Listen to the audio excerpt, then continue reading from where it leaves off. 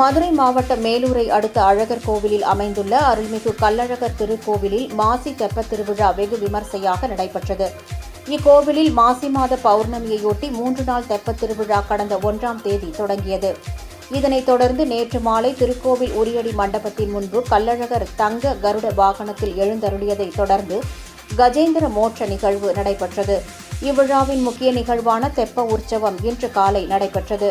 முன்னதாக அழகர் மலையில் உள்ள திருக்கோவிலிலிருந்து ஸ்ரீதேவி பூதேவியருடன் கள்ளழகர் என்ற சுந்தரராஜ பெருமாள் சப்பர பல்லக்கில் எழுந்தருளினார்.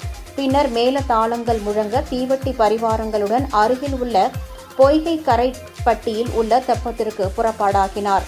அப்போது பொய்கை கரைப்பட்டி குளக்கரைக்கு செல்லும் வழி நெடுகிலும் கள்ளழகர் பக்தர்களுக்கு சேவை சாதித்தார். இந்த ஆண்டும் தெப்பத்தில் தண்ணீர் இல்லாததால் தெப்பக்கரையை சுற்றி தேவியர்களுடன் வலம் வந்து கிழக்கு பக்க தெப்பக்கரையில் அமைக்கப்பட்டிருந்த மண்டபத்தில் எழுந்தருளி பக்தர்களுக்கு அருள் பாலித்தார்.